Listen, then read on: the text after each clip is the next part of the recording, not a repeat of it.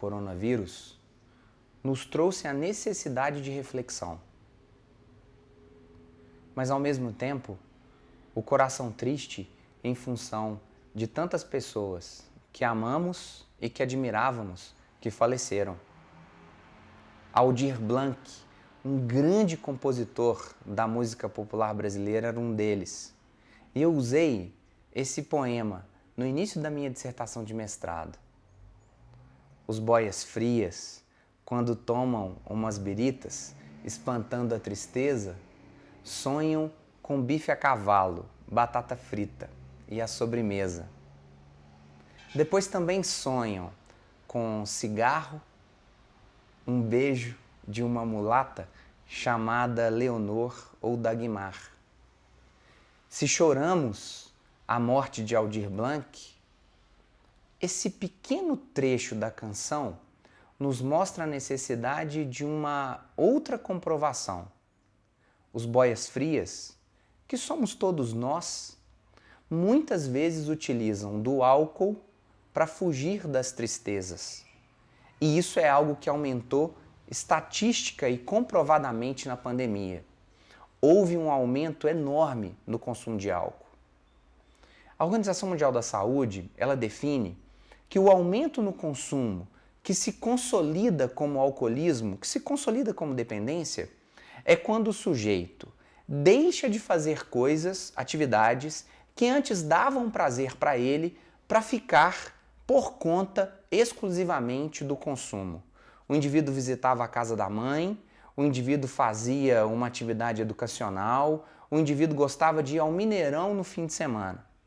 A partir de então, consumindo apenas álcool, esse indivíduo deixa de fazê-lo.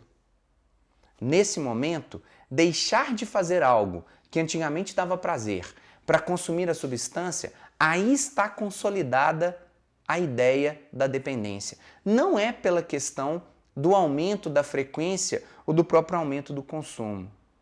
Eu ainda acho, e nas minhas reflexões, nos meus estudos, afinal, já são 20 anos estudando essa população e atendendo essas pessoas no consultório, tem um detalhe importantíssimo. Claro, deixar de fazer uma coisa que antes fazia sentido para consumir uma substância está consolidada, evidentemente, a dependência. Mas enquanto o indivíduo consome de forma gregária o álcool é uma droga que utiliza da função junta das pessoas para poderem utilizar a substância. Quase todo indivíduo alcoólatra começou o uso junto de outras pessoas, principalmente junto da família, quando essa pessoa começa a beber sozinha. Quando essa pessoa começa a beber sozinha e começa a beber muito, na minha opinião, a gente tem instalado uma gravidade, uma comorbidade desse uso. A pandemia, com o isolamento, fez esse movimento acontecer. Se antes o indivíduo raramente pegava uma bebida alcoólica para poder curtir, na pandemia e no isolamento isso aconteceu demais. O álcool, ele é uma droga depressora do sistema nervoso central. E aí, se pensarmos, as áreas que tomam decisões, que fazem planejamento, que são responsáveis pelo raciocínio humano, elas estão exatamente aqui, nessa porção do córtex pré-frontal. Se eu tenho uma diminuição desse processo, muito do raciocínio, muito do controle, muito da razão se perde. É nesse momento que temos a tristeza de pensarmos que o aumento da violência doméstica, de que o aumento das más decisões aconteceram também no isolamento em função do abuso do álcool individual. Há um problema, muitas vezes, que o reconhecimento do indivíduo que usa álcool, ele é fundamental para começarmos qualquer tipo de tratamento.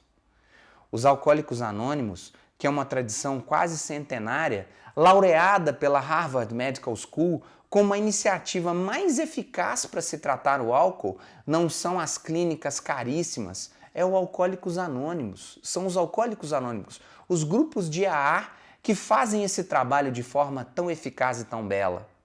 O primeiro dos 12 passos de AA, reconhecimento. Eu reconheço perante a sociedade, perante um poder superior, que eu abusei do álcool. Quantos não são os hoje consolidados dependentes químicos do álcool que não fazem esse movimento, porque eles acham que o alcoólatra consolidado é aquele indivíduo que está na porta de um prédio público mendigando. O alcoólatra consolidado, ele tem uma dificuldade enorme de reconhecer-se dependente químico. Por quê? Ao mesmo tempo que a sociedade muitas vezes bate palma para o indivíduo que bebe mesmo, e no outro dia nem se lembra, que música horrível essa? É aquele mesmo indivíduo que vai olhar para os pares que bebem como ele e dizem assim: eu não sou alcoólatra, eu bebo como todo mundo bebe. Lembre-se, para se consolidar a dependência, o indivíduo deixa de frequentar espaços onde o álcool não está disponível. Ele passa a conviver com pessoas que bebem como ele de fato, mas só fazem isso. Reconhecer-se dependente químico, reconhecer-se alcoólatra, é um movimento humilde, estratégico, disciplinar e muito difícil. E é o primeiro deles. Porque os movimentos que se seguirão para a busca de abstinência, a abstinência do álcool, que é uma abstinência tão difícil de se conseguir, vai dizer de pensar o tempo futuro mais próximo. Porque aquele indivíduo que reconhece por um dia que bebeu demais, mas no fundo ele queria o perdão da esposa, ele diz que nunca mais vai beber. Esse indivíduo, ele vai voltar a recair mais cedo ou mais tarde. Reconhecer que é alcoólatra significa também reconhecer que o dia seguinte ele é importantíssimo. Quantos não são os pacientes sóbrios que tenho que já fazem 20 anos que não bebem, mas eles pensam apenas o dia seguinte, só por hoje. Pensar a sobriedade é pensar em construção, a partir do reconhecimento. É entender que o nunca mais é uma tarefa muito difícil. E você, a quantas tem pensado no seu hábito, que é um hábito disruptivo, que traz tanta tristeza para tantas pessoas que você ama? A música de Aldir Blanc vai falar muito disso. Quando os boias frias tomam umas biritas espantando a tristeza, na verdade, eles estão fugindo de uma realidade que eles não estão felizes, evidentemente. Mude a realidade antes de pensar em mudar aquilo que o seu cérebro pensa. Um abraço e até o próximo programa. Tchau!